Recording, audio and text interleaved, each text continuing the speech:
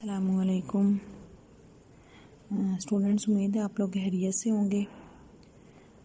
کل جو لیکچر میں ہم نے فقہ کا پڑھا تھا وہ سونے اور چاندی کے برتنوں کے حوالے سے تھا۔ شافعیہ اور حنابلہ کے نزدیک سونے اور چاندی کے برتن رکھنا بھی حرام تھا، کیونکہ جب ان کو رکھا جاتا ہے تو وہ ان کے استعمال کی طرف لے جاتا ہے۔ آج ہم کچھ ایسے مسائل پڑھیں گے جو سونے اور چاندی کے حرمت سے مستثنیٰ ہیں۔ پیج نمبر 517 ہے بیٹا۔ اعوذ باللہ من الشیطان الرجیم، بسم اللہ الرحمن الرحیم۔ وَيَسْتَثْنَى مِنْ حُرْمَتِ، اور مستثنیٰ ہے حرمت سے، استعمال الذهب، سونے کا استعمال، والفضة، اور چاندی کا، امور، بعض امور میں، للضرورت، ضرورت کے لیے، او للحاجت، یا حاجت کے لیے۔ نمبر 1، صناعۃ الانف، ناک کا بنانا، اذا قطع، جب وہ کٹ جائے، والاسنان، اور دانت، اذا سقطت، جب گر جائے، یجوز، تو جائز ہے، عملہا من ذہب او الفضۃ، کہ سونے اور چاندی سے کا استعمال اس موقع پر۔ ھذا رأی الجمہور، یہ جمہور فقہاء کرام کی رائے ہے۔ ومنہم، اور انہی میں سے ہیں، محمد، امام محمد،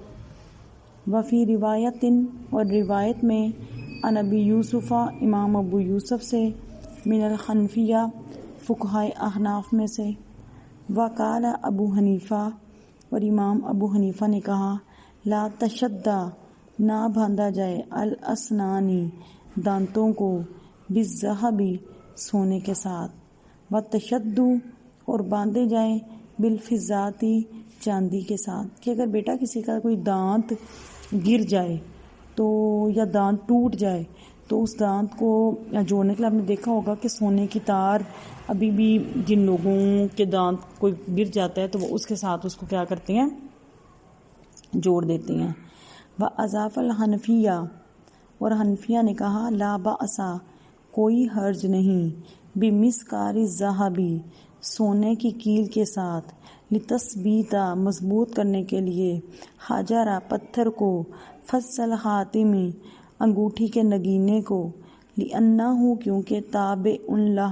لہ، وہ اس کے تابع ہے۔ وقال الشافعیہ،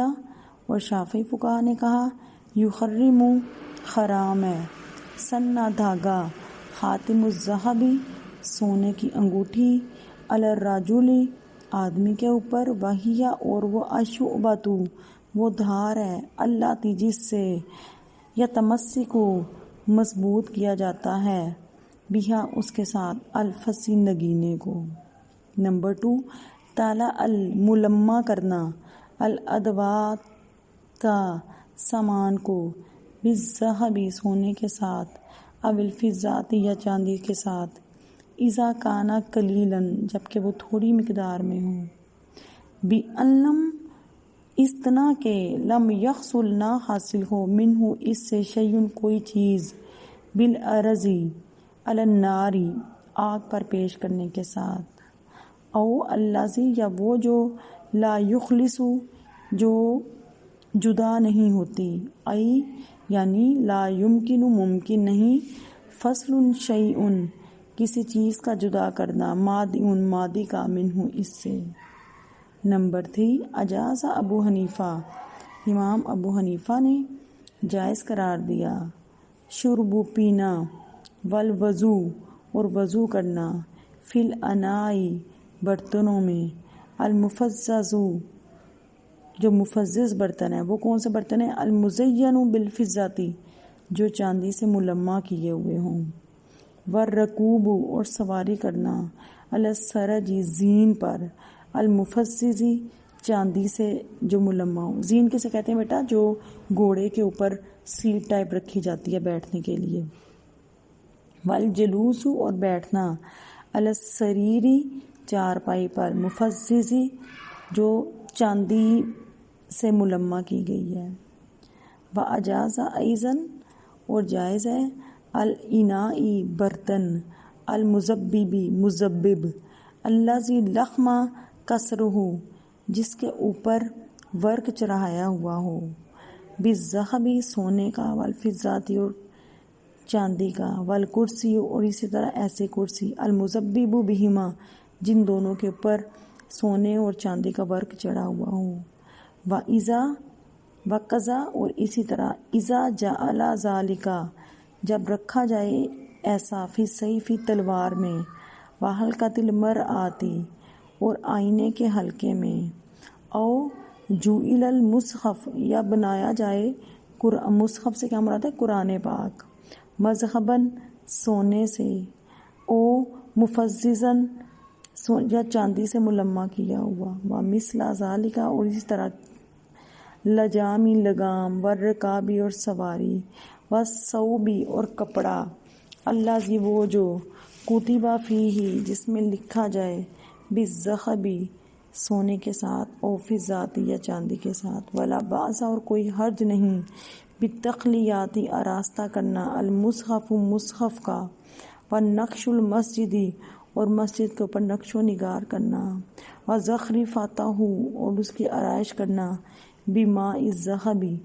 سونے کے پانی کے ساتھ اذا کان المقصود جبکہ اس سے مقصود ہو تعظیم ہی اس کی تعظیم ویکرہ اور مکروہ ہے ایسا اذا کانا جب ہو بقصد الریائی ریاکاری کے قصد سے۔ کل بیٹا ہم نے یہ بحث پڑھی تھی کہ سونے اور چاندی کے برتنوں کا استعمال کیسا کیا ہے۔ بعض کے نزدیک کیا تھا کہ ان کو بنانا بھی حرام ہے کیونکہ یہ استعمال کی طرف لے جاتی ہیں۔ آج اس فقہی عبارت میں بتایا گیا ہے کہ سونے اور چاندی کا استعمال ضرورت کے وقت کن امور میں جو ہے وہ جائز ہو جاتا ہے اور کون سی چیزیں ہیں، کون سے امور جو ہیں وہ حرمت سے مستثنی ہیں۔ تو ضرورت اور حاجت کی وجہ سے سونے چاندی کی حرمت سے درج ذیل امور مستثنی ہیں کہ ناک کٹ جائے، جیسے سٹیچز لگانے کے لیے بیٹا دھاگے کی جگہ پر سونے چاندی کا استعمال کر دیا جائے، سونے کی تار استعمال کی جائے یا چاندی کی تار استعمال کی جائے، یا دانت کوئی گر جائے تو اس دانت کو مضبوطی سے اسی جگہ پر فٹ کرنے کے لیے آپ نے دیکھا ہوگا کہ بعض لوگوں نے کہا جاتا ہے کہ یہ سونے کے دانت ہیں، وہ سونے کا ورق اوپر چڑھایا ہوا ہوتا ہے، تو اس کے لگانے میں سونے چاندی کا استعمال جائز ہے۔ یہ جمہور کی رائے ہے۔ فقہائے احناف میں سے امام محمد اور ایک روایت میں امام یوسف کی بھی یہی رائے ہے، جبکہ امام ابو حنیفہ فرماتے ہیں کہ دانت سونے سے نہ باندھے جائیں، یعنی اگر کوئی دانت گر جاتا ہے تو اسے باندھنے کے لیے سونے کی تار نہ استعمال کی جائے بلکہ چاندی سے باندھے جائیں۔ مزید حنفیہ فرماتے ہیں کہ انگوٹھی کے نگینے کو مضبوط کرنے کے لیے سونے کی کیل لگانے میں کوئی حرج نہیں، کہ جیسے کوئی رنگ ہے اس میں سٹون ہے، کوئی پتھر ہے، تو اس کو اس کے ساتھ ملانے کے لیے اگر سونے کی کیل بیٹا باریک سی، جیسے آپ ٹاپس ہم پہنتے ہیں تو اس کے پیچھے اس کو بند کرنے کے لیے اس کا جو کور ہوتا ہے، اس لیے کہ یہ اس کے تابع ہے۔ شافعیہ فرماتے ہیں کہ مرد کے لیے سونے کی انگوٹھی کی دھار جس سے نگینے کو مضمون کیا جاتا ہے وہ حرام ہے، کیونکہ بیٹا سونے کا استعمال کیا ہے، مردوں کے لیے حرام ہے۔ تو شافعیہ یہ کہتے ہیں کہ اگر کوئی ایسی انگوٹھی ہو جس میں سونے کی کوئی دھار ہو تو وہ بھی کیا ہوگا، کسی اسٹون کو مضبوط کرنے کے لیے سونے کی دھار کا، سونے کے دھاگے کا استعمال کیا گیا ہو، تو شافعیہ کہتے ہیں کہ ایسا بھی حرام ہے۔ دوسری بیٹا صورت ہے کہ سونے چاندی سے آلات کا ملمع کرنا بوقت ضرورت جائز ہے، کہ کچھ آلات ہیں ان کے اوپر سونے اور چاندی کا ورق چڑھا لیا جاتا ہے، سونے اور چاندی کا پینٹ کر لیا جاتا ہے۔ شرط یہ ہے کہ وہ اتنی تھوڑی مقدار پر ہو کہ جب اس کو گرم کیا جائے اس آلے کو تو وہ سونا یا چاندی جو ہے وہ جدا نہ ہو، وہ میلٹ نہ ہو، گرم کرنے سے کچھ حاصل نہ ہو یا اس کو جدا نہ کیا جا سکے۔ تیسری صورت کیا ہے کہ بیٹا امام ابو حنیفہ نے چاندی سے مزین کیے ہوئے برتن میں پانی پینے اور وضو کرنے کو، اسی طرح زین پر سوار ہونے کو اور ایسی چارپائی پر بیٹھنے کو جائز کہا ہے۔ اب کیا ہے کہ کوئی ایسا برتن ہے جس کے اوپر چاندی کا بیٹا کوئی پینٹ کیا ہوا ہے، چاندی کا پانی اس کے اوپر چڑھایا ہوا ہے، تو امام ابو حنیفہ کہتے ہیں کہ ایسے برتنوں میں پانی پینا بھی جائز ہے، ان برتنوں میں پانی جو پڑا ہو اسے وضو کرنا بھی جائز ہے۔ زین میں نے آپ کو بتایا کہ گھوڑے کے اوپر بیٹھنے کے لیے جو سیٹ رکھی ہوئی ہوتی ہے، اور ایسی چارپائی، اگر کوئی چارپائی اس کے پائے کو جو ہے چاندی سے ملمع کیا ہوا ہے تو امام ابو حنیفہ کے نزدیک جائز ہے، اور ایسی ان کے نزدیک برتن اور کرسی بھی جائز ہے جس پر سونے اور چاندی کا ورق جو ہے وہ ہوا ہو، یا سونے اور چاندی کا بیٹا پینٹ ہوا ہو، اس کی پالش کی ہوئی ہو۔ اور یہی حکم ہے کہ تلوار میں یا آئینے کے حلق میں رکھا جائے، کہ اگر کسی تلوار میں تھوڑا سا یہ سونے کی ملمع سازی کی گئی ہو، مزین کیا گیا ہو، یا آئینے کے بارڈر میں کہیں رکھا ہوا ہو، یا قرآن مجید پر سونے یا چاندی کا ملمع کیا جائے۔ اسی طرح جو لگام ہے اور رگاب ہے اور سونے چاندی کی لکھائی والے کپڑے، وہ بھی ان کا بھی یہی حکم ہے، تو ان کے نزدیک امام کے نزدیک یہ کیا ہے، یہ جائز ہے۔ اسی طرح سونے کے پانی سے قرآن مجید کو آراستہ کرنا، اور مسجد کے نقش و نگار کے لیے اور آرائش کرنے میں سونے یا چاندی کے ذریعے اگر کوئی سجایا جاتا ہے مسجد کو تعظیم کے لیے، اگر تو مقصود تعظیم ہو تو یہ جائز ہوگا بیٹا، اور اگر ریاکاری ہو یا دکھلاوا مقصود ہو تو ایسا کرنا مکروہ ہے۔ وقال المالکیہ، اور مالکی فقہا نے کہا، لا باسا، کوئی حرج نہیں، بالفضاتی، چاندی سے، لا ذہبی، سونے سے نہیں، فی حلیت الخاتمی، تلوار کی مورتی میں، او سیفی، یا تلوار کی میں، او مصحفی، یا مصحف میں، ولا یجعلوا ذالک، لیکن یہ نہ لگایا جائے، فی اللجام، لگام میں، ولا ساراجی، اور نہ زین میں، ولا سکین، اور نہ چھری میں، ولا فی ذالک، اور اس کے علاوہ کسی دوسری میں۔ وفی الجملہ عندہم، اور مختصراً ان کے ہاں، قولانی، دو اقوال ہیں، بالمنع، ممانعت کا، او الکراہتی، یا کراہت کا، فی المموح بالذہب والفضات، کہ سونے اور چاندی کا جو پانی چڑھا ہوا ہو اس سلسلے میں۔ وفی الانائی، اور برتنوں کے بارے میں، المزببی، جن پہ سونے اور چاندی کے ورق جو ہیں، کور جو ہیں وہ چڑھے ہوئے ہوں۔ وقال شافعیہ، اور شافعی فقہا نے کہا، یحرم، حرام ہے، الانائی، برتن، المطلع، جو ملمع کیے گئے ہوں، بالذہب، سونے کے ساتھ، او فضات، یا چاندی کے ساتھ، ان حاصل، اگر حاصل ہو، من الطلاء، ملمع کرنے سے، شیء، کوئی چیز، بعرضہ علی النار، آگ پر پیش کرنے سے، ویحل، اور حلال ہے، جائز ہے، ان لم یحصل منہ شیء، جب اس سے کوئی چیز حاصل نہ ہو، بالعرض علی النار، آگ کے اوپر رکھنے سے۔ ویحرم، اور حرام ہے، الانائی، برتن، المزببی، جن کے اوپر بیٹا جیسے میں نے آپ کو بتایا سونے یا چاندی کے جو ورق ہیں وہ ہوں، بزبطن، فضاتن، کے کوئی ورق ہو، فضاتن، چاندی کا، کبیرتن، بڑا، عرفن لزینتن، جو معروف ہو زینت کے لیے، وَإِنْ كَانَتْ، فَإِنْ، پس اگر وہ ہو، کبیرتن، بڑا، للحاجتی، ضرورت کے لیے، جازا، تو وہ جائز ہے، مع الکراہتی، کراہت کے باوجود۔ وَإِنْ كَانَتْ، اور اگر وہ ہو، صغیرتن،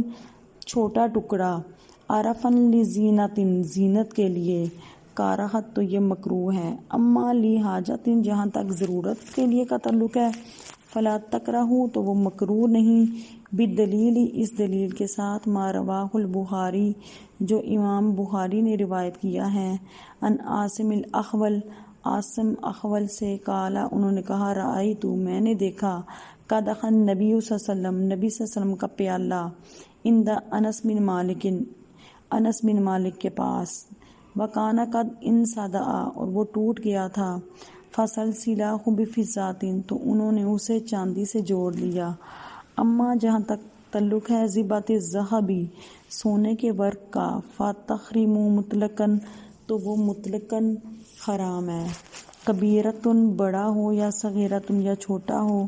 لی حاجتن، چاہے وہ کسی ضرورت کے لیے ہو، او لزینتن، یا زیب و زینت کے لیے ہو، کلیہا، سارے کا سارا ہو، او بعضہا، یا کچھ حصہ ہو، وہ لوگ کا مکحلتن، اور اگرچہ وہ سرمے کی سلائی کے جتنا ہو۔ وَيَجُوزُ، اور جائز ہے، تخلیہ زیب و زینت، آرائش و زیبائش، المسخفی، مسخف کی، بالفضة، چاندی کے ساتھ، للرجل، آدمی کے لیے، والمرأة، اور عورت کے لیے۔ والتخلیات، اور آرائش، آلات الحرب، جنگی آلات کی، کالسیف، جیسے تلوار ہے، کالرمح، نیزہ ہے، والمنطقۃ، کمر بند ہے، بالفضة، چاندی کے ساتھ، للرجل، آدمی کے لیے، لأنہا، کیونکہ وہ تغیظ الکفار، کافروں کو غصہ دلاتی ہیں، ولا یحل ذلک، اور یہ حلال نہیں، للمرأۃ، عورت کے لیے، ولا یجوز، اور نہیں جائز، تخلیات، آرائش کرنا، ما لا یلبسہ الرجل، جو آدمی نہیں پہنتا، من آلات الحرب، جنگی آلات میں سے، کالسرج، جیسے زین، واللجام، اور لگام، وللمرأۃ، اور عورت کے لیے، تخلیات المصحف، مصحف کو سجانا، بالذهب، سونے کے ساتھ، والتخلیہ، اور تخلیہ سے کیا مراد ہے، واضح قطع رقیق، باریک باریک جو ہے ٹکڑے رکھنا۔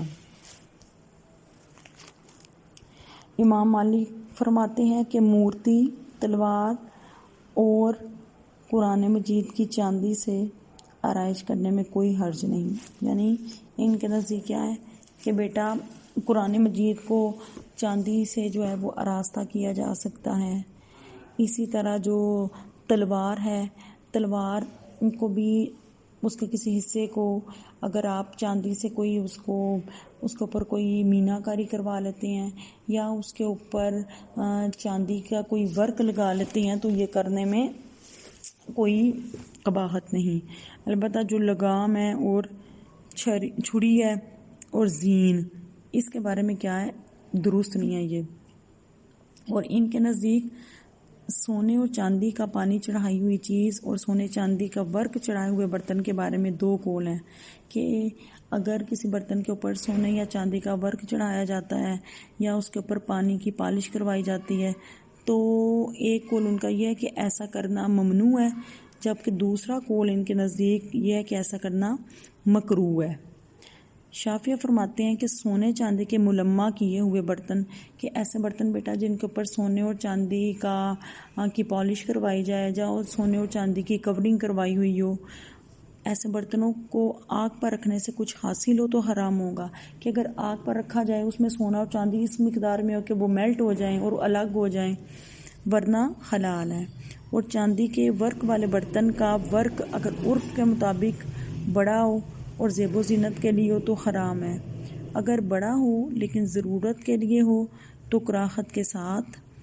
اگر چھوٹا اور زینت کے لیے ہو تو مکروہ ہے، اگر ضرورت کے لیے ہو تو مکروہ نہیں۔ یعنی بیٹا کہتے ہیں اگر کوئی حاجت ہے، حاجت کی وجہ سے جو ہے وہ ورک چڑھایا گیا ہے،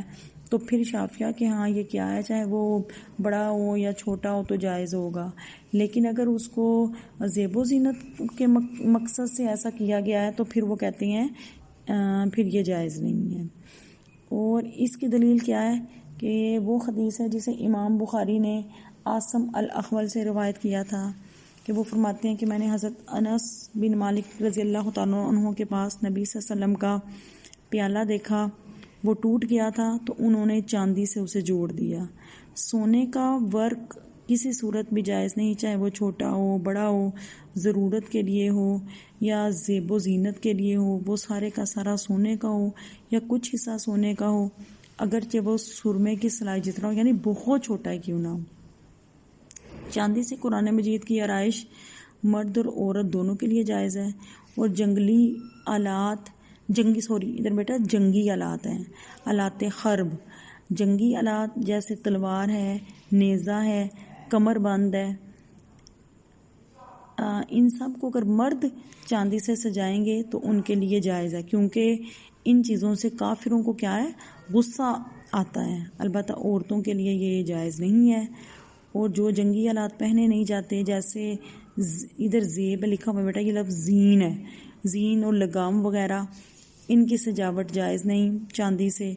اور عورت کے لیے قرآن مجید کی سونے سے سجاوٹ بھی جائز ہے۔ اب بیٹا یہ سجاوٹ سے کیا مراد ہے کہ باریک باریک